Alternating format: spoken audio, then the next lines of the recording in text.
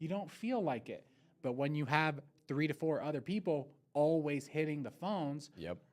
they're going to win. Yeah, and that's a good analogy. And then the other thing is that I always think about, you're changing your skill set based on whatever scenario you're in. Whereas these people only have to focus on building their sales skills. Whereas you got to build your sales skills, then you got to figure out how the marketing's going, then you got to get into your strategy mind and look at the data and, oh, how's this performing? Then you got to go into your TC brain and then start doing the transaction coordination. Like it's a lot of different modes that you have to turn into, and you're changing all of your emotional regulation based on whatever you need in that moment. Whereas if you're just focused on, I'm going to get really good at one thing being sales and acquisitions, which I think is the most important in my opinion. If you just get really good at that, that's all you have to focus on, locking up deals, and then it just moves on to the next person. Yep. And so, yeah, changing your mindset on where you're at all throughout the day is extremely difficult. And a lot of people are like, man, I'm really good multitasker, which I am, and you are too.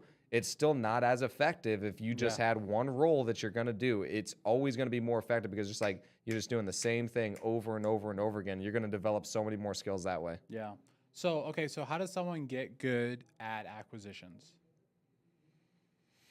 Okay, so first things first, man, acquisitions, like, in my opinion, you got to practice it. You got to say this stuff out loud. If you guys are not in like anything to do with wealthy, I do the coaching calls on Wednesdays. And what I always teach them is we're going to say this stuff out loud. We're going to practice it. You have to say this stuff. And so that's going to be the first thing. Get a good script, start saying it out loud, start doing your at-bats, and start practicing this stuff. So that's step number one. Most people like think that they just hear me talk and they're like, oh, you're just a natural and like you've always been that way. And it's just not true.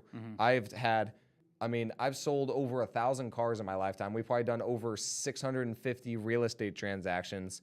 And you have to think about all the ones that did not go through. I've had probably somewhere around 30,000 conversations in a sales scenario where like I developed these skills. And so I just practice the same thing over and over and over and over and over again. Yeah. So that's the main thing, is saying it out loud. So if you're not in like wealthy, I would recommend getting in that. That way you're going to get scripts. You're going to get like coaching from me, coaching from a lot of other people, because sales is also personality kind of thing. And it also comes from confidence. But that's the biggest thing, is like figure out your script, start practicing saying it out loud, and then start calling people. Yeah. And if you're interested in coaching, we have a link in the description. You can fill it out and we will help you. But Yes.